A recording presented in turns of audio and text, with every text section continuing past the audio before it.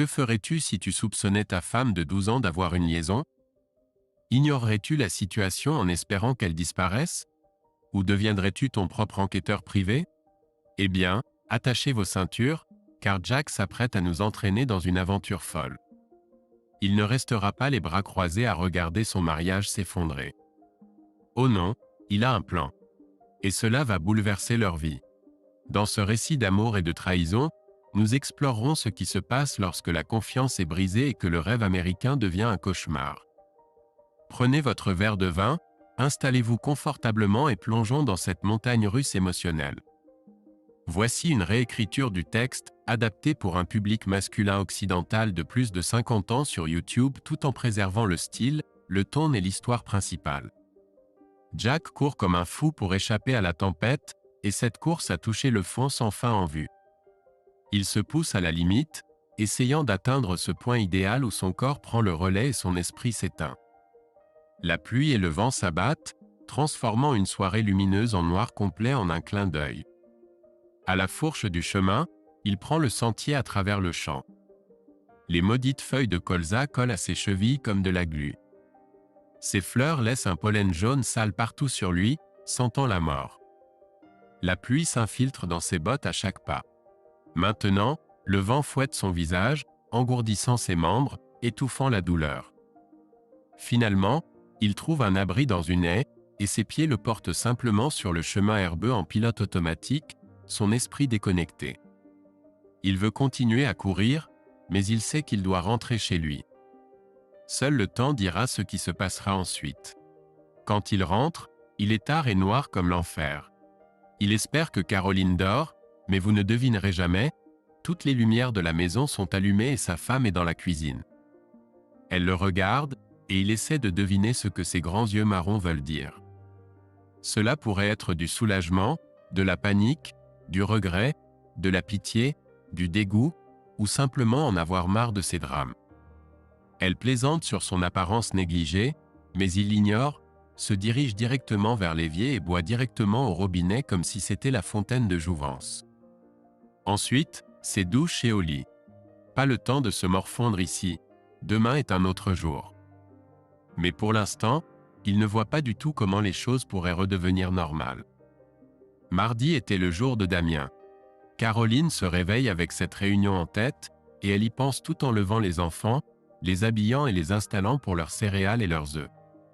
Elle n'a pas le temps de se pomponner, mais elle gère les affaires comme une pro. Douche rapide, maquillage, coiffure et enfilage de ce nouveau tailleur puissant. Ensuite, les enfants dans la voiture et en route à toute vitesse à travers la ville jusqu'à l'école d'Amy. Comme d'habitude, la fille file vers la cour de récréation sans même jeter un regard en arrière.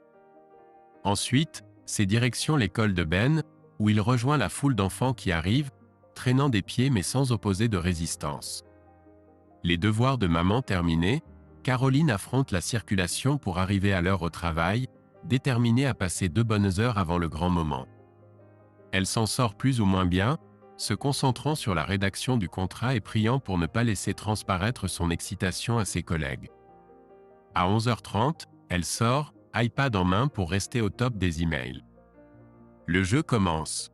Damien habitait dans un complexe moderne au centre de Dixboro, une petite ville à 5 miles de la ville, et elle conduisait sur la route dégagée, se réjouissant de chaque vue familière en chemin. Damien l'attendait à la porte de sa maison moderne de 3 étages, grand et élancé, vêtu d'une chemise à carreaux mouchetés. Sans presque rien dire, ils tombèrent immédiatement dans les bras l'un de l'autre, et elle porta Damien dans la chambre. Le temps était précieux. Ensuite, ils mangèrent le déjeuner que Damien avait préparé plus tôt, une salade avec du saumon fumé, des crevettes et de l'avocat. Comme toujours, c'était délicieux, et elle aurait bien aimé avoir un verre de vin, mais non seulement elle devait retourner travailler, elle était déterminée à ne pas perdre son sang-froid dans quoi que ce soit impliquant Damien. Les détails et la discipline comptaient lorsqu'il s'agissait de cette question majeure dans sa vie. L'affaire, c'est ainsi que Caroline l'appelait pour elle-même, était inattendue, non planifiée, et le genre de choses qu'elle pensait ne jamais arriver. Submergée par la surprise, elle réalisa que les choses devraient se passer à sa manière. Elle serait prudente, cela resterait un secret entre elle et son amant, et elle ne laisserait pas cela affecter sa famille. Elle retrouvait Damien pendant sa pause déjeuner, pressée par le temps. La communication se limitait aux emails professionnels et à un téléphone acheté spécifiquement à cet effet et conservé dans la boîte à gants verrouillée de sa voiture. Damien était principalement d'accord avec ces restrictions. Cela lui facilitait la tâche pour garder sa vie de célibataire dans un compartiment et il ne voulait pas s'engager dans des relations compliquées. De temps en temps, il trouvait une occasion de se retrouver à l'extérieur et il le faisait de manière à être plus à l'aise. Elle respectait ses restrictions, mais seulement lorsqu'elle était sûre qu'il n'y avait aucun risque. Tout cela se passait de manière inexplicable et sans faute de sa part, et elle n'avait pas l'intention de dramatiser l'instinct humain naturel pour l'amour et l'amitié. Son amour pour Jack n'avait pas diminué d'un iota. Bien au contraire.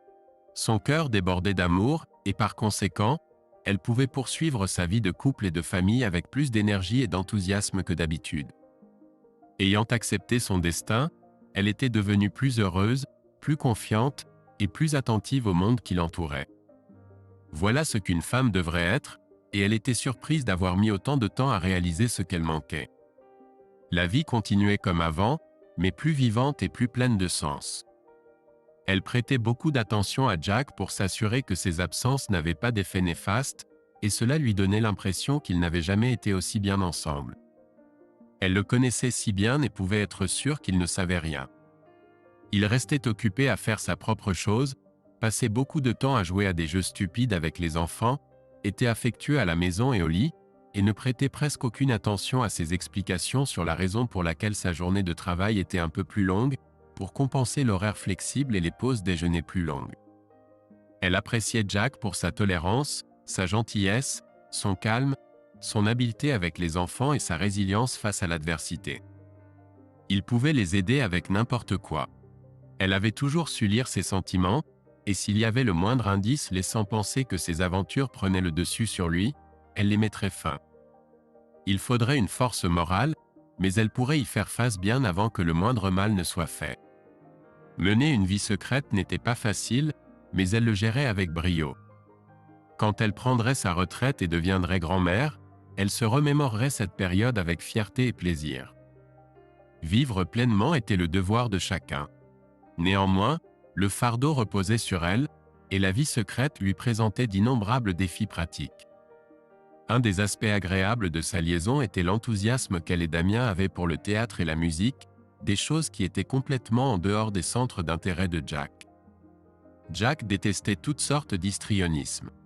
C'était sa grande faiblesse, tandis qu'elle appréciait le drame et le spectacle, l'explosion d'émotions dans la danse et la musique, le spectacle et la performance. Tout cela lui était étranger par rapport à son travail et à sa famille, et elle ne réalisa ce que cela représentait pour elle que grâce à Damien. Damien proposait souvent d'aller voir des spectacles, mais elle devait décliner la plupart du temps. C'était trop risqué, et cela ne cadrait pas avec la discipline qu'elle avait établie pour protéger Jack et les enfants. Elle ne voulait pas passer ses soirées loin de chez elle, et ne voulait pas risquer d'être vue avec son amant parmi la foule locale. Elle voulait que Damien passe à autre chose, et elle n'aimait pas le fait qu'il continuait à se comporter en victime. Il continuait à insister pour avoir son propre chemin. Les excuses pour les débauches prolongées étaient rares. Une fois, Damien avait pris des vacances alors qu'elle était restée une nuit à Londres pour le travail, et ils étaient allés à l'opéra et avaient passé la nuit dans un hôtel. Une autre fois, Jack avait dû emmener les enfants chez ses parents et les laisser pour le week-end. Normalement, elle serait partie avec eux, mais dans ce cas, elle avait une excuse plausible. Elle rentrait du travail plus tard que ce qui était pratique pour Jack. Elle avait insisté pour qu'il y aille sans elle. Puis il fut décidé que Jack passerait la nuit pour pouvoir profiter du vin de son père et ne pas s'inquiéter de dépasser la limite légale de conduite. « Reviens tôt ou le week-end sera gâché », dit Caroline en l'embrassant au revoir, et dans l'heure qui suivit son départ, elle était avec Damien. Il était trop tard pour assister au spectacle, mais ils avaient passé une excellente soirée dans un restaurant que Damien connaissait et étaient ensemble jusqu'à 3 heures du matin. Elle était dans son lit bien avant l'arrivée de Jack, somnolente et désireuse de petit déjeuner. À bien des égards, elle et Damien étaient faits l'un pour l'autre. Ils regardaient des DVD pendant qu'ils déjeunaient, écoutaient de la musique et se divertissaient. C'étaient des moments précieux où elle se sentait totalement elle-même, sans avoir à se comporter pour plaire aux autres. Oui, Damien faisait des demandes, mais elles étaient une expression de son amour, et sa volonté de lui donner presque tout ce qu'il voulait reflétait son contentement. Bien sûr qu'elle l'aimait. Ils ne parlaient jamais de Jack ou de l'avenir de leur liaison. Ce qu'ils avaient était trop précieux pour le compromettre. Même les cadeaux obéissaient à certaines règles. Damien ne pouvait offrir que des cadeaux éphémères ou symboliques, rien qui puisse plus tard éveiller des soupçons. On pouvait offrir un livre qu'elle pourrait s'acheter elle-même, ou des cosmétiques que Jack ne reconnaîtrait jamais comme étant chers, ou de la nourriture qui ne laisserait aucune trace. Mais pas de fleurs, ni de bijoux, ni de vêtements. Et même lorsqu'ils sortaient manger, ce qu'ils faisaient chaque fois que les circonstances de leur journée de travail le permettaient, ils roulaient loin, et Caroline essayait de choisir quelque chose qui ne laisserait pas de traces sur son haleine, et elle mangeait de façon à ce qu'il reste de la place pour un repas du soir en famille. Il ne restait plus qu'à avoir un plan et s'y tenir. Damien ne cachait pas qu'il était un célibataire par choix, expliquant que cela lui permettait de garder son foyer strictement masculin comme il le voulait et d'inviter un grand cercle d'amis. Il n'était attaché à personne, donc il n'avait aucun problème à présenter sa maîtresse à ses amis comme sa petite amie. Au début, Caroline était méfiante et voulait être sûre que ses amis ne connaissaient pas Jack ou sa vie parallèle. Mais elle était habituée à être la dernière petite amie de Damien et appréciait les rares sorties sociales, confiante que toutes les précautions avaient été prises. Quoi qu'il en soit, elle et Damien voulaient être seuls la plupart du temps, mais quand l'occasion se présentait, elle aimait aller dîner avec ses amis. Elle comprenait son besoin de montrer son intérêt amoureux, et pour elle, c'était un moyen d'alléger la pression de leur rencontre et d'agir comme s'il s'agissait d'une relation normale. Un autre avantage de cette liaison était la nouvelle confiance et énergie de Caroline au travail. Elle pouvait discuter de son travail avec Damien d'une manière qu'elle ne pouvait pas avec Jack, qui avait son propre emploi du temps chargé. Il l'aida à développer une nouvelle stratégie de communication qui rehaussa son profil auprès de la direction, et son succès à maintenir l'intérêt d'un homme aussi intelligent lui donna la confiance de présenter ses idées au travail. Gérer avec succès deux vies et bénéficier du soutien de Damien la rendait plus forte et meilleure. Elle ressentit un sentiment d'ironie lorsque, à la fin de la réunion du conseil d'administration, le PDG l'interpella et lui annonça qu'elle se verrait probablement offrir le nouveau poste de directrice des opérations, en réalité directrice générale. Pour la première fois de sa liaison, son cœur se serra et la poignarda. Elle aspirait à ce poste, et il lui faisait mal de savoir qu'elle réussirait en raison de sa liaison secrète. Même si elle se rendait compte qu'elle était déraisonnable, elle dit à son patron qu'elle refuserait le poste. Il était faux d'accepter dans ces circonstances, et elle ne se sentait pas capable de gérer une famille, un nouvel emploi et une liaison exigeante. Pour la première fois, elle se demandait si elle pouvait justifier sa vie incomplète avec Damien. Elle et Jack étaient mariés depuis 12 ans, et cela semblait être une éternité. Ils avaient un foyer confortable, un garçon de 11 ans et une fille de 9 ans, et une carrière de plus en plus intéressante. Un amant n'avait jamais fait partie de leur projet. Elle n'était pas du tout du genre à flirter. Au contraire, elle était plutôt sévère. La première chose qu'elle remarqua lorsqu'elle rencontra Damien fut ses cheveux gris, comme du fil, bouclant sur ses tempes et autour de son oreille. Sa taille était accentuée par un costume aquascutum bien taillé et élégant, une cravate rose vif et des ongles impeccablement entretenus. Il faisait partie d'un groupe de consultants en gestion quelconque que ses employeurs avaient engagé pour les aider dans la planification stratégique. Elle travaillait pour une entreprise de recherche de marché de taille moyenne spécialisée dans les sondages en ligne et par téléphone, et elle avait l'impression d'être écrasée sur le marché par quelques grands acteurs de plus en plus dominants.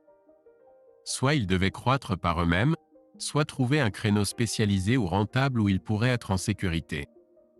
Les consultants travaillaient sur des scénarios futurs pour les aider à décider d'une stratégie. Il y avait eu plusieurs ateliers infructueux où Caroline était sûre qu'ils n'avançaient pas, et les hommes ennuyeux en costume élégant semblaient se moquer de leur stupidité.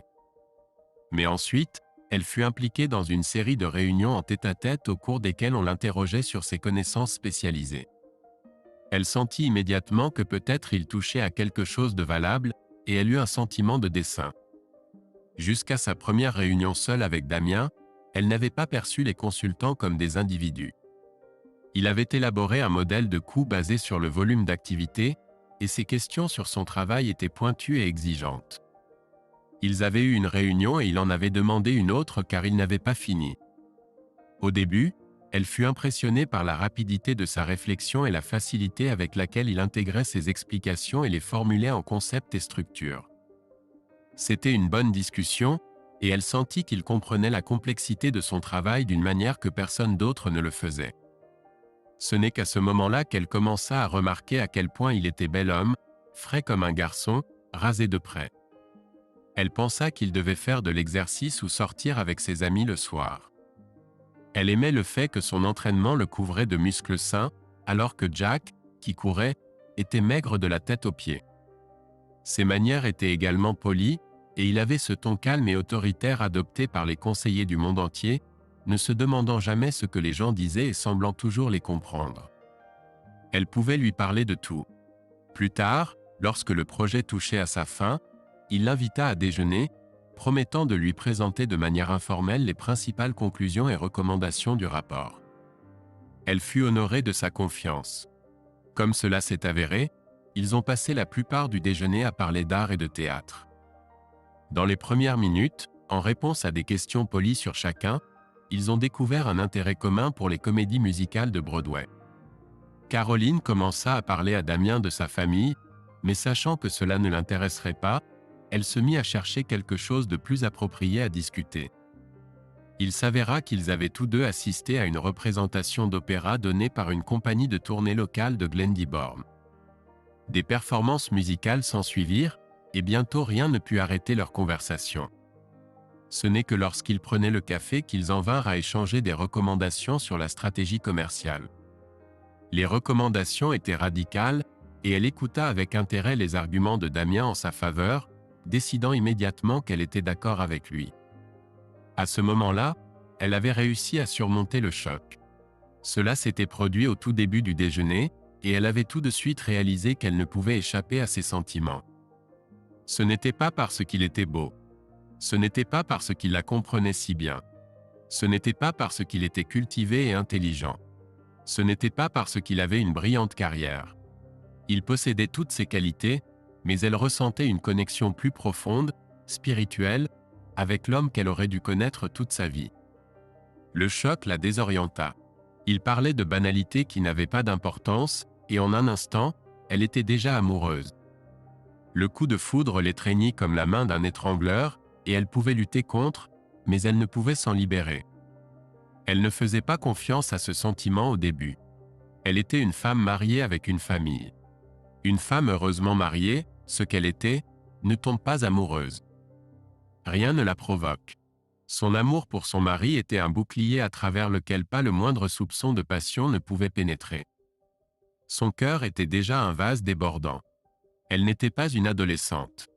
Elle possédait ses sentiments et ne pouvait aimer cet homme, mais jamais rien de tel ne lui était arrivé auparavant. Sa conversation devenait forcée, et elle était sûre de devoir regarder Damien comme une jeune fille aux yeux bleus. Il ne semblait rien remarquer, mangeant joyeusement et discutant facilement, répondant à chacune de ses répliques. À la fin du repas, elle réalisa qu'elle devait devenir sa maîtresse ou mourir insatisfaite.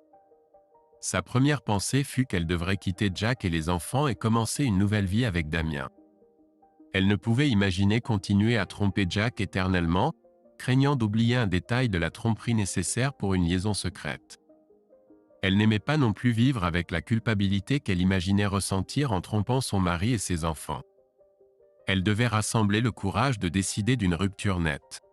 Une semaine passa pendant laquelle elle et Damien échangèrent intensément des emails sur leur compte professionnel, ne discutant pas trop de la nouvelle stratégie car le rapport du consultant avait provoqué une dispute animée parmi les membres du conseil exécutif de Caroline. Elle fut choquée que la vie de famille continue comme avant. Elle se ressaisit et plongea son regard dans celui de Jack, sachant que son amour pour Damien la submergeait entièrement. Elle voulait qu'il dise quelque chose, qu'il remarque au moins que quelque chose d'important s'était produit pour elle. Il sourit joyeusement et l'embrassa sur la joue. Il ne vit rien, ne savait rien du changement capital dans sa vie. Et au lieu de honte, elle ressentit un soulagement et une satisfaction d'avoir réussi à le tromper. C'était incroyable. Elle était tombée amoureuse d'un inconnu et son mari n'avait rien remarqué. Comment avait-il pu être si néglige à propos de quelque chose d'aussi important pour elle? Elle ressentit une montée de fierté dans sa supériorité. Si Jack n'avait rien remarqué, comment aurait-il pu être blessé par son acte? Elle et Damien s'étaient mis d'accord pour se revoir sous prétexte de discuter l'un des nombreux problèmes soulevés dans le rapport du consultant.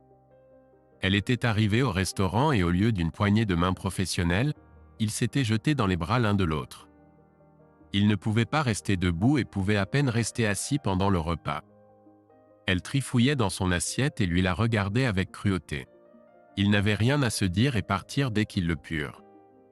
Damien les conduisit hors de la ville et sur les chemins sinueux jusqu'au pré à foin. C'était tout englobant et il n'y avait pas de culpabilité. Puis ils ne retournèrent en ville que lorsque le soleil était derrière la haie et qu'ils étaient à l'ombre. « Les enfants sont-ils prêts pour l'école, chérie ?» Caroline s'affaire dans la cuisine entre diverses préparations pour la journée, lançant la machine à laver et préparant le sac de sport de Ben, brossant les cheveux d'Amy pendant qu'elle mange son céréale et lui demandant des nouvelles de sa nouvelle institutrice. Jack termine son café, débarrasse la table et charge le lave-vaisselle, appelle les enfants à l'ordre, dit au revoir à sa femme et quitte la maison. Ce sera encore une longue journée. Il travaille avec une intensité maniaque, ne s'arrête pas pour déjeuner et continue jusqu'à 7 heures. Puis il monte dans la voiture et rentre chez lui. Le dîner l'attend là-bas, mais il va d'abord à la salle de bain se passer de l'eau sur le visage avant de retrouver ses enfants. La trahison le rattrape soudainement et Jack trouve du réconfort dans la course à pied et la compagnie de Ben et Amy. Quel meilleur antidote à la manipulation cynique et à la trahison des adultes que des enfants absorbés par le jeu. Il joue à un jeu vidéo avec Ben et lit une histoire à Amy. Il se donne à fond, ne serait-ce que pour ne pas penser à où est Caroline. Lorsqu'Amy demande si elle peut rester jusqu'à l'arrivée de sa mère, il répond « Pas ce soir, ma chérie. Elle risque d'être un peu en retard et tu pourras lui dire bonjour demain matin. Je te lirai une autre histoire. » Elle pleure un peu, mais se calme bientôt et s'endort. Maintenant, Jack n'a plus rien à penser qu'à Caroline et à ce qu'il doit faire le lendemain. Il s'assoit devant la télévision et n'arrive toujours pas à comprendre comment elle a pu faire ça. Où a-t-elle trouvé la force, ou d'ailleurs, le temps, d'avoir une liaison tout en travaillant à plein temps et en élevant une famille? Demain, Jack va régler cela d'une manière ou d'une autre. Il n'est pas sûr que cela fasse une différence, mais il a besoin d'en savoir plus. Il souffre de la peur de la perte et de la solitude, mais la colère profonde en lui le protège du désespoir. Il ne sera pas anéanti par la bêtise des autres, ni n'agira dans la colère. Il vivra comme si rien ne s'était passé jusqu'à ce qu'il soit prêt. Seulement alors, il agira. Il est environ 10 heures, les actualités sont à la télévision, et il entend la porte d'entrée s'ouvrir. Dit « Chérie, les enfants sont-ils déjà au lit ?» C'est Caroline, vive et alerte, même après une longue journée de travail et un amant à satisfaire. Comment fait-elle, et a-t-elle réalisé qu'elle a commencé à causer des problèmes? Te trouver mignon, est-ce une façon de t'appeler? C'est tellement bon de te voir, Jack. J'espère que tu as passé une bonne journée. Je suis fatigué. Chocolat chaud et au lit. Quelle journée! Es-tu prêt à me rejoindre? Tu as l'air affreux, chérie, dit-il en reculant. Comme si tu avais été piétiné par un troupeau de buffles. Encore battu pour l'équipe? Elle lui lance un regard étrange. Je ne comprends jamais un mot de ce que tu dis, Jack. Nos clients sont pour la plupart très civilisés, et je ne me batte jamais. Jack sourit intérieurement, amusé que Caroline ne comprenne pas le sens littéral de sa remarque. Lorsqu'il a découvert ses mensonges pour la première fois, il avait décidé d'agir comme si rien n'avait changé. Mais il a vite changé cette règle, et préfère maintenant des remarques ambiguës conçues pour la perturber sans lui faire comprendre qu'il connaît son secret. Cela fonctionne à chaque fois, et elle recule dans la confusion. La connaissance est venue sous la forme de détails sordides après une période de doute croissant. Cela a en fait commencé avec elle le trouvant mignon. C'est ainsi qu'elle appelait son petit ami quand Jack l'avait rencontré pour la première fois à l'université, un rustre qui traînait autour d'elle sans aucune conversation ni manière. Elle l'a perdu après un semestre, et environ un an plus tard est devenue la petite amie de Jack. Le mot « chérie » n'a jamais quitté ses lèvres. D'abord, elle l'appelait en plaisantant « mon pote », puis « mon amant », puis « cher » et « très cher ». Maintenant, elle avait apparemment oublié que le mot « chérie » avait des connotations négatives, voire qu'elle ne l'avait pas appelé ainsi. Jusqu'à ce qu'elle rencontre l'Amazonie. Quelques semaines avant l'anniversaire de Ben, ils discutaient de ce qu'il pourrait lui acheter comme cadeau. Elle a trouvé un jeu vidéo qu'il pensait qu'il voulait et a demandé à Jack de. Il a pris sa place devant l'ordinateur, qui avait la page Amazon ouverte, et a commencé à lire les spécifications. Il a dit qu'il pensait que c'était bon, mais Caroline était ailleurs. L'heure approchait pour une livraison garantie le lendemain, alors il a appuyé sur le bouton pour mettre le jeu dans son panier et le commander. Et là, il a été surpris. L'écran lui a demandé de choisir entre le jeu et le cadeau. Il a été surpris que le jeu ne soit pas le cadeau, mais le cadeau. Et là, il a été surpris. L'écran lui a demandé de choisir entre deux adresses de livraison, la leur et celle d'un inconnu, Damien Curd. Il est resté à regarder l'écran un moment, à noter l'adresse, est revenu en arrière dans l'achat et a cliqué sur ses commandes précédentes. Là, il y a un mois, une commande a été envoyée à Damien Curd à une adresse inconnue, un ensemble de musique chorale sur CD. Puis il est retourné à la page du jeu, est monté et a trouvé Caroline dans la cuisine. « C'est le même jeu. Je l'ai laissé sur l'écran pour que tu l'achètes », dit-il sèchement en se dirigeant vers son bureau. Une rapide recherche sur Internet sur son propre ordinateur a révélé une entrée pour Damien Curd, associé dans un cabinet de conseil en gestion régionale, économiste spécialisé dans les stratégies marketing. Caroline aurait-elle pu acheter les disques comme cadeau pour une raison professionnelle plausible? Bien sûr qu'elle aurait pu. Et s'il n'avait pas d'autres soupçons, il pourrait en rester là. Quand Caroline est montée à l'étage, il a pris son téléphone dans son sac et a vérifié le carnet d'adresses. Il n'y avait aucune entrée pour Damien Curd. La liste des appels récents n'a pas beaucoup aidé car il ne connaissait pas le numéro de Damien, mais il n'y avait pas de fréquents appels inconnus. Si Damien était un contact professionnel, il était probable qu'il ne communiquait que sur un téléphone professionnel. Quand il en a eu l'occasion, il a vérifié sa voiture. Il a immédiatement découvert que la boîte à gants était verrouillée, et bien sûr il l'a ouverte avec la clé de la porte. Le téléphone se trouvait dans une petite trousse de toilette pleine de produits de toilette et affichait un message non répondu. C'était de Dem et Reed. Plan normal. Impatiente. Aime des millions. Il lui a fallu moins d'une heure pour apprendre tout ce qu'il devait savoir pour détruire sa famille. C'est ce qu'il pensait jusqu'à ce qu'il passe une heure seul dans sa chambre, digérant la panique. D'abord, il a réalisé qu'il devait en savoir beaucoup plus sur cette liaison amoureuse. Deuxièmement, il n'allait pas laisser Caroline dicter ce qui allait se passer, et il ne voulait pas perdre ses enfants ou traumatiser leur jeune vie en déchirant la famille. Cela prendrait peut-être du temps, mais il trouverait ce qu'il voulait et le réaliserait. Il ne ressentait rien d'autre que de la haine pour Damien, une présence corrompue et maléfique qui s'était d'une manière ou d'une autre insinuée dans le cœur de sa famille. Ensuite, il est parti courir. Il a le nom et l'adresse de Damien, et à la suite d'heures, de nuits entières, de réflexions, il a réalisé qu'il devait en savoir plus sur son ennemi. Il prend un jour de congé et se rend à la maison de Damien. C'est à 6 miles et 10 minutes de chez lui. Il se gare un peu plus loin sur la route déserte, se dirige vers la porte d'entrée et sonne. Il n'y a pas de réponse. Il se dirige vers le portail sur le côté de la maison. Il est déverrouillé, et il s'avance dans le jardin. Une rangée de maisons au-delà du mur de clôture surplombe l'arrière du bâtiment, mais il est prêt à prendre un risque raisonnable. La porte arrière est verrouillée, les fenêtres sont fermées, sauf celle de la salle de bain au 2e étage. Un étendoir à linge tourne au milieu du jardin. Il enfile des gants chirurgicaux, replie l'étendoir, le tire de son trou de fixation et le penche contre le mur arrière de la maison. Il monte sur le cadre en acier et se balance précairement en équilibre en haut, une main reposant sur une gouttière.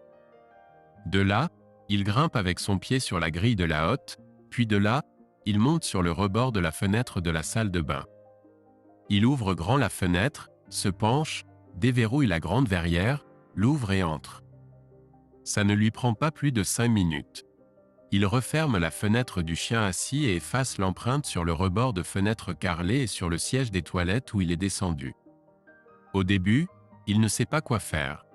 Il descend, déverrouille la porte arrière pour avoir une issue de secours et remet en place la corde à linge qui tourne.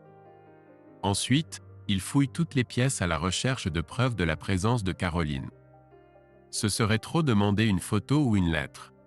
Il parcourt les lettres ouvertes sur la cheminée et les photos épinglées à un tableau dans la cuisine.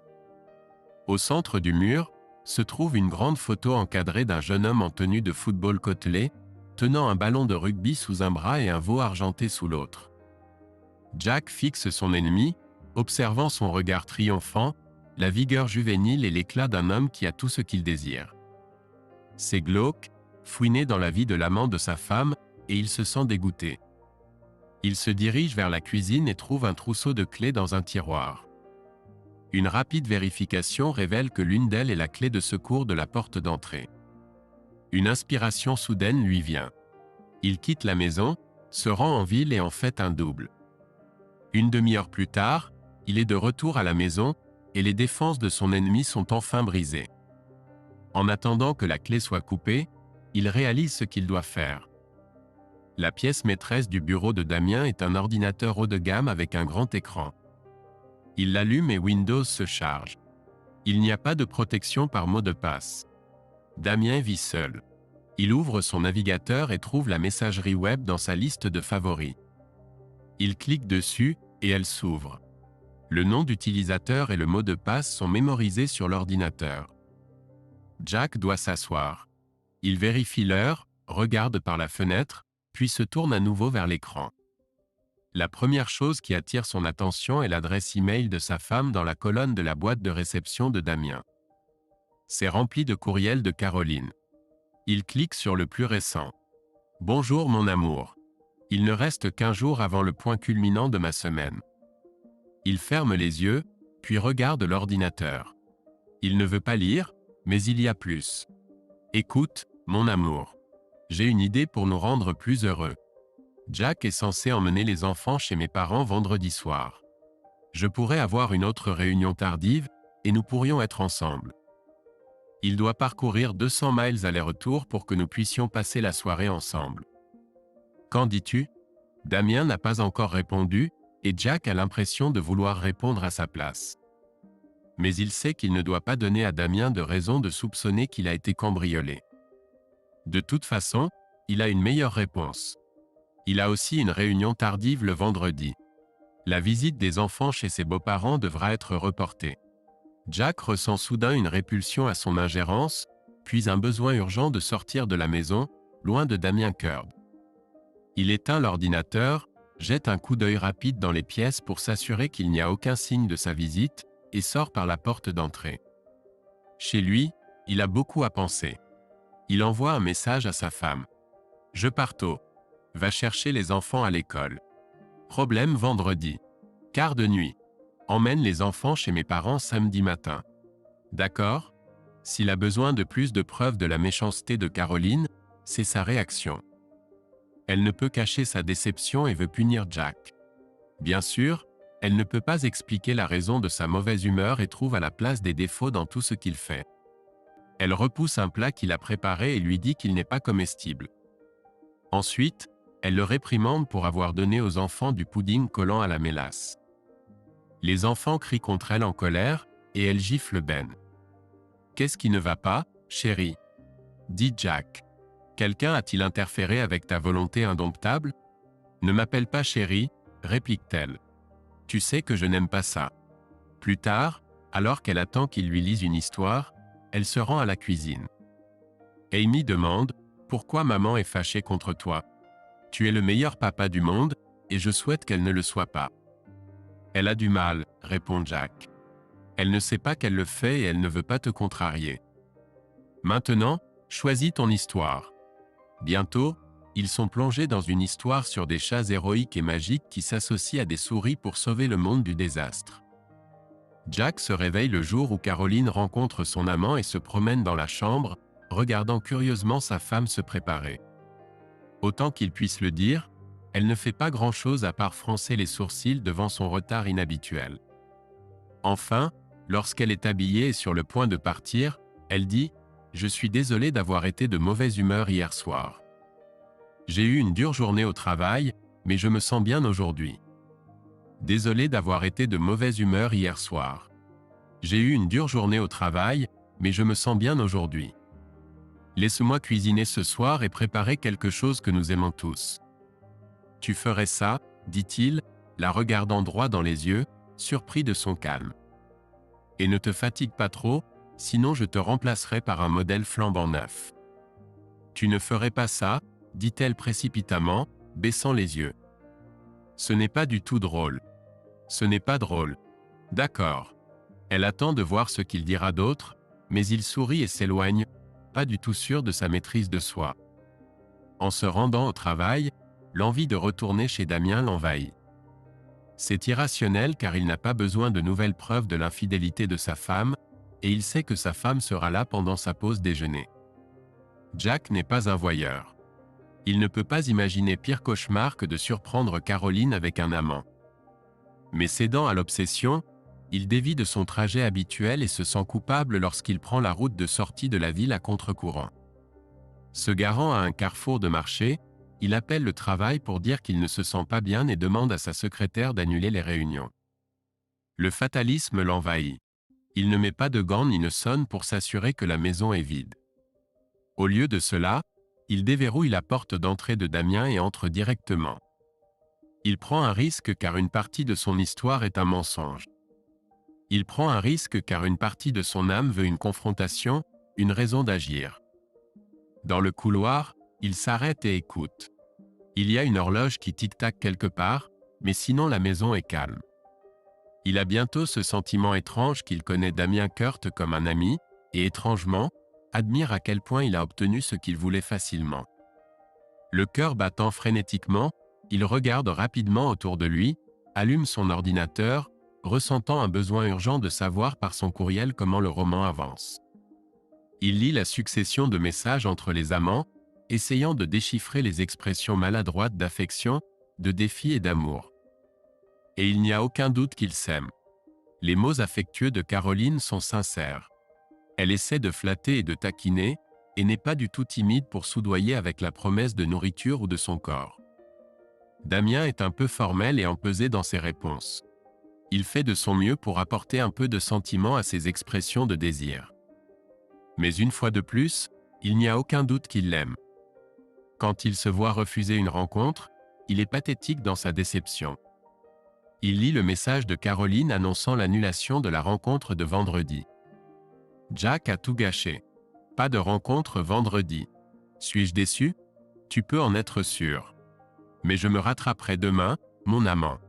La réponse de Damien est longue, mais l'essentiel est qu'il ne supporte pas de voir ses espoirs nourris pour ensuite être anéantis. Caroline doit trouver un moyen de les laisser être ensemble. Ne joue pas avec mes sentiments, il la réprimande. Parce que je n'ai jamais ressenti cela pour quelqu'un d'autre. Et je souffre déjà parce que je suis obligé de te partager avec ton mari. Je supporte la douleur pour être avec toi, mais s'il te plaît, ne rends pas les choses pires qu'elles ne le doivent. Il a l'intention de lire les lettres rapidement et de se mettre au travail, mais il traîne, voulant en savoir plus sur son ennemi. Il feuillette des livres dans le salon, beaucoup de nouvelles fictions littéraires, et des DVD, des films noirs classiques, des films de la nouvelle vague européenne et de la musique. Du classique, de l'opéra, un peu de jazz, et des comédies musicales de Broadway. C'est l'acte d'un perdant car cela le fait se sentir inférieur, et il aboie contre lui-même. Il est assis dans la cuisine se sentant mal à l'aise et stupide, ne sachant pas quoi faire. Sur un coup de tête, il allume la coûteuse cafetière en acier inoxydable qu'il voit sur la table, prend une tasse de l'armoire, et la place sous le bec verseur. Il y a un emplacement pour le contenant de lait, et il ouvre le réfrigérateur pour voir s'il est en place. Sur l'étagère au-dessus du lait se trouvent des boîtes en carton de salade de haricots, de couscous, de mozzarella, de poivrons et de tomates. Sur une autre étagère se trouve du saumon fumé, du jambon de Parme et du fromage de chèvre, un déjeuner prêt pour 2 amants.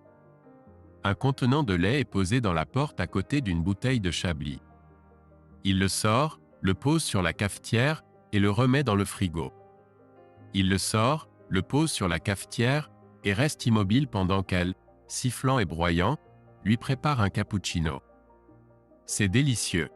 Dans le brouillard, Jack est assis à la table de la cuisine et boit son café. La situation est insondable. Comment peut-elle aimer cet homme et continuer à vivre à la maison comme si rien ne s'était passé? Mais il sait que c'est la mauvaise question. La seule question qui importe est ce que cela signifie pour leur mariage, et il n'y a pas de réponse facile ici. Ce n'est même pas une question de savoir s'il aime Caroline. Ils ont vécu ensemble si longtemps que cela ressemble plus à une trahison d'un frère. Il peut même voir comment ce coup de poignard dans le dos a été donné. Caroline est audacieuse et impétueuse, ne voulant pas manquer de moments amusants. C'est l'une des caractéristiques qui l'ont d'abord attirée chez elle. Elle est également accaparée par ses propres inquiétudes et a peur des conflits.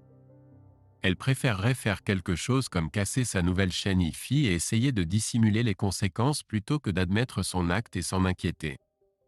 La trahison suivie de déni devrait être un choix facile pour elle.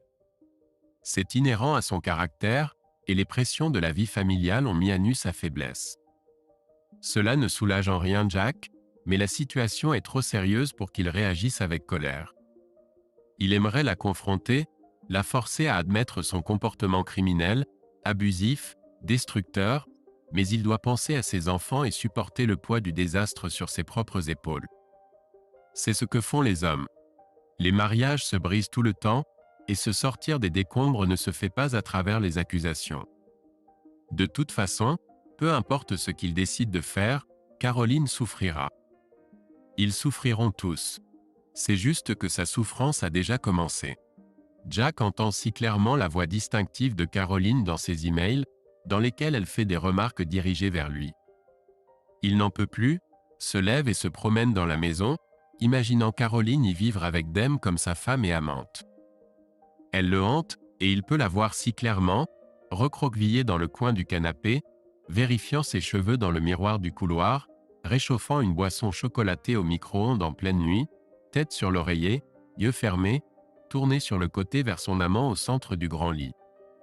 Dans le placard de la cuisine se trouvent Belle et la Bête. Des tasses tout comme ses tasses et les siennes se trouvent à la maison. Et dans le salon se trouve un disque détaché de la dernière série DVD de la maison, tout comme à la maison. Et dans la salle de bain se trouve sa brosse à dents, de la même marque et couleur qu'à la maison. C'est comme si la maison était un vilain palimpseste théâtral se moquant en réécrivant l'original. Leur propre foyer de chaleur, d'amour et d'humanité a été remplacé par cette copie fausse, kitsch et sans valeur. Il en a assez et se sent un peu fou. Il retourne à la cuisine et, sur un coup de tête, sort le déjeuner de l'amant du frigo, met les paquets dans son sac et les emporte à la voiture. Il ne sait pas pourquoi il l'a fait, ni ce que Damien pensera en découvrant que le déjeuner a disparu et la tasse de café est sur la table. En chemin vers la ville, il s'arrête sur le bas-côté de la route et goûte la nourriture qu'il voit. A été achetée dans une célèbre épicerie fine locale. Il n'a pas faim et la nourriture est dégoûtante. Soudain en colère contre lui-même, il ramasse tout, y compris le vin, et le fourre dans une des poubelles parmi les emballages de fast-food débordants. Maintenant, il ne sait plus quoi faire pour le reste de la journée. Il ne veut pas aller travailler car il a dit qu'il était malade, et il ne veut pas rentrer chez lui car il ne veut pas être seul. Pas pour la première fois, il se demande s'il a la force de continuer cette mascarade. Toute son énergie est consacrée à maintenir les choses en place, et c'est trop. Ce serait un soulagement de décider qu'il ne peut pas faire face et de partir. Laisser sa femme rentrer dans une maison vide. Mais il ne peut pas faire ça avec les enfants et il sait qu'il n'y a pas d'alternative à continuer. Il ferait mieux de s'habituer à être seul, alors il rentre chez lui et s'endort, se réveillant seulement un peu de temps avant l'heure de récupérer les enfants à l'école. Il est de coutume que le premier arrivé à la maison cuisine pour tout le monde, sauf si l'on convenu autrement à l'avance. Caroline est souvent en retard les jours où elle ne récupère pas les enfants, mais aujourd'hui il s'attend à ce qu'elle soit là à 6 heures. Maintenant, il se demande combien de ces soirées tardives impliquent des rencontres avec Damien. L'idée qu'elle soit avec Damien maintenant lui coupe désagréablement l'estomac. Il médite sur l'idée tout en coupant des légumes, cherchant le moment où son mariage a échoué. Il a dû décevoir Caroline et être trop absorbé pour remarquer les signes. Après tout, il avait des mois pour réaliser que sa femme avait une liaison, et il n'a pas pu.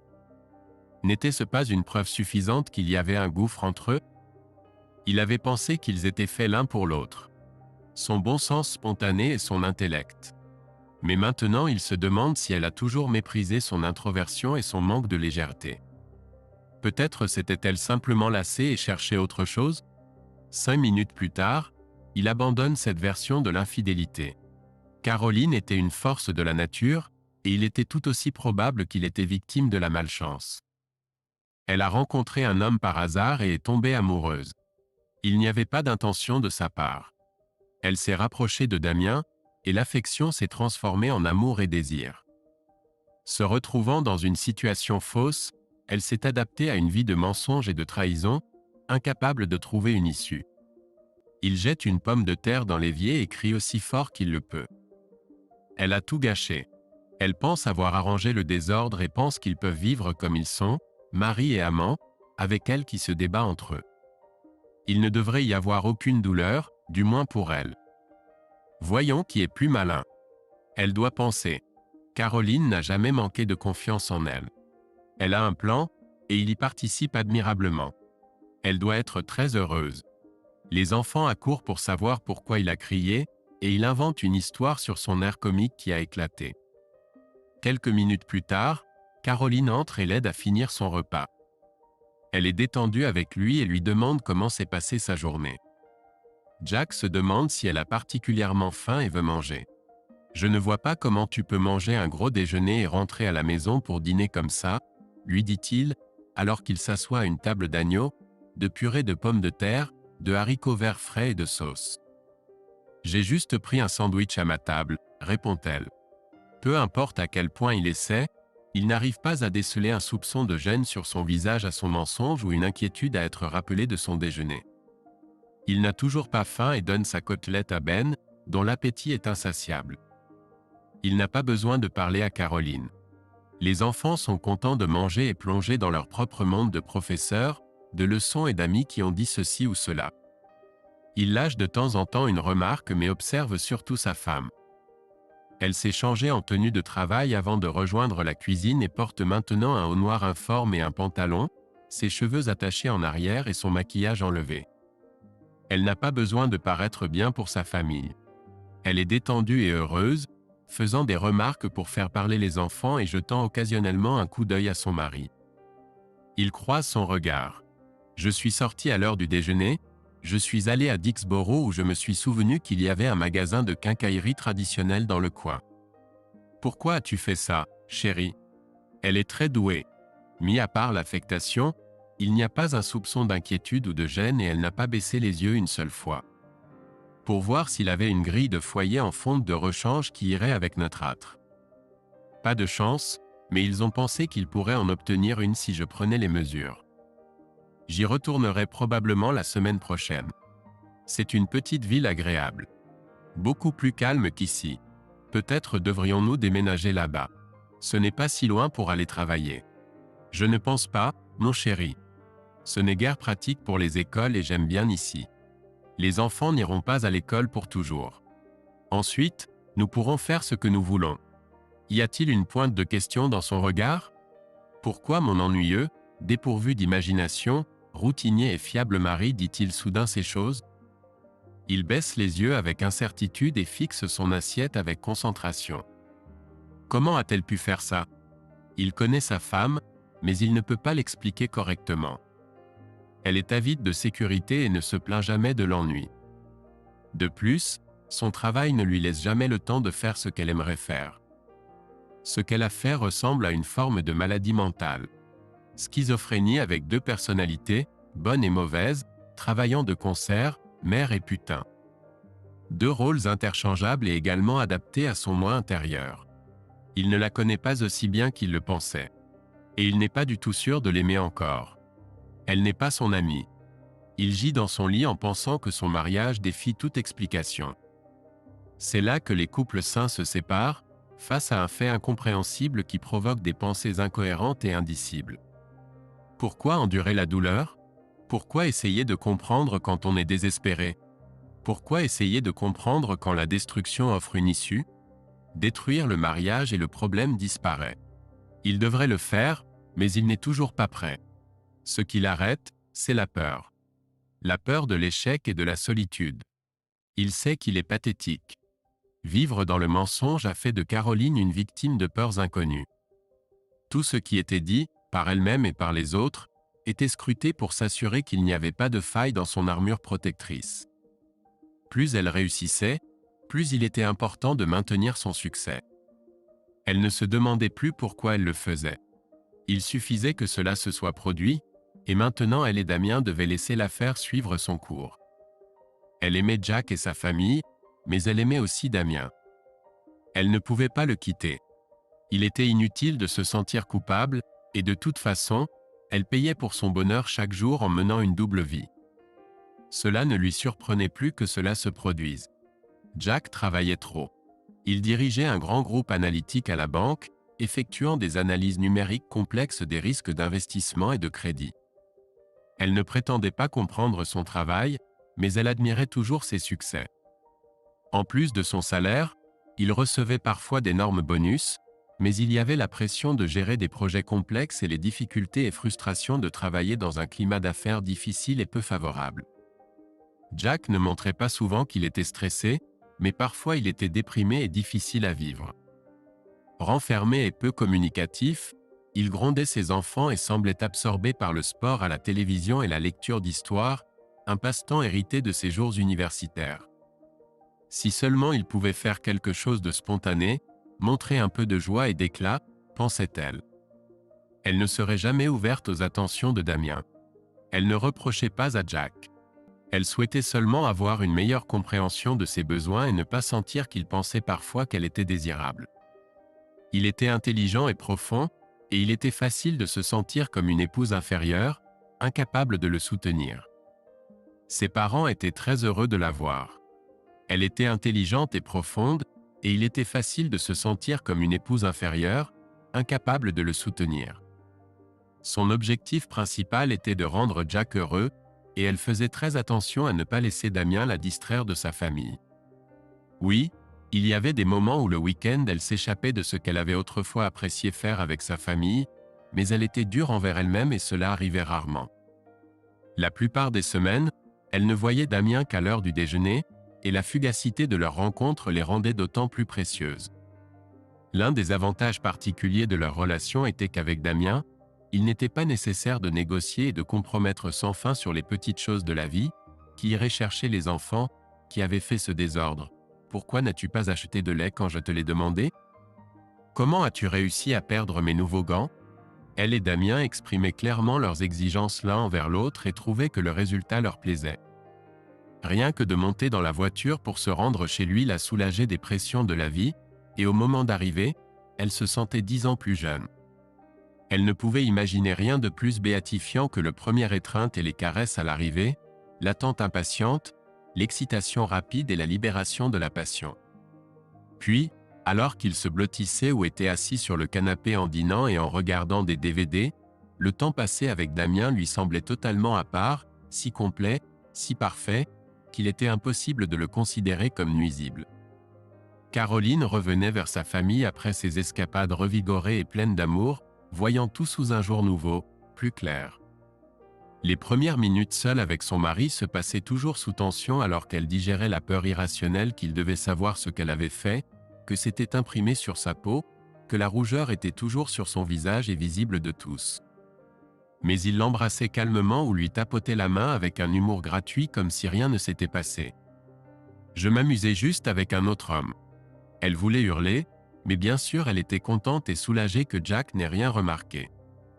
Son inquiétude pour une ou deux choses était simplement le résultat de ses efforts obsessionnels pour couvrir ses traces.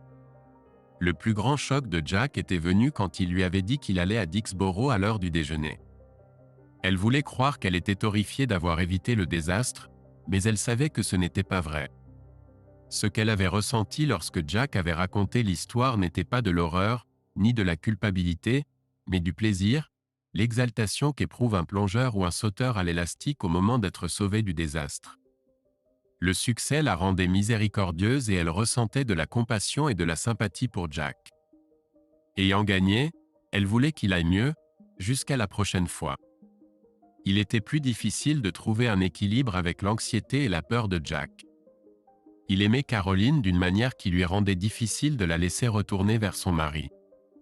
Sa position était la moins sûre, et il voulait être avec elle toujours. Lorsqu'il laissait entendre cela, elle le repoussait avec nonchalance.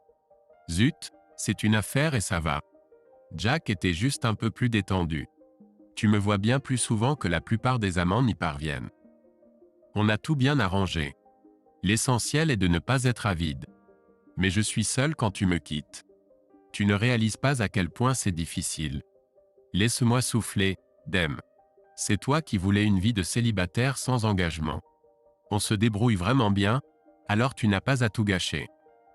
Si seulement on pouvait avoir un week-end en amoureux. Ça pourrait s'arranger avec un peu d'ingéniosité. Non, je te trouve coriace. C'est un avantage. Je dois l'être.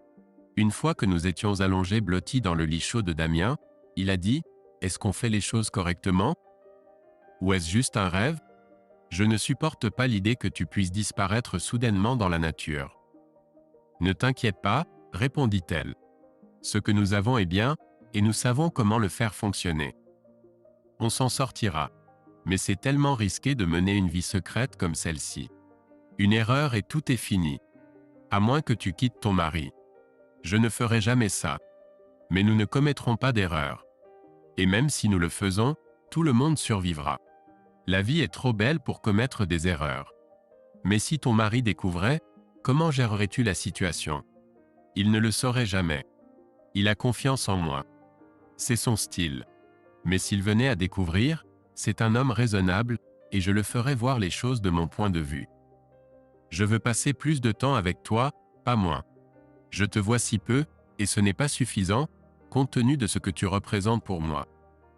Nous devons maintenir la discipline. Nous l'avons convenu. Ainsi, nous serons en sécurité. Si nous ne pouvons pas passer le week-end, je veux une journée entière ensemble sans contrainte de temps, où nous pourrons nous détendre, sans que je pense à chaque minute à ton retour auprès de ton mari. Reprends-toi, Dem. Tu es en train de devenir jaloux. Un jour, l'occasion se présentera, et nous passerons un bon moment. Mais tu dois être patient. Ce mois-ci, nous pouvons espérer. Quand il a secoué la tête avec un air boudeur, elle l'a attrapé et l'a attiré vers elle. La séduction de Damien était perturbante. Ce n'était pas du tout ce que Caroline attendait de son amant. Son rôle était de rester fort et de comprendre que son mari était un homme qui avait besoin de protection.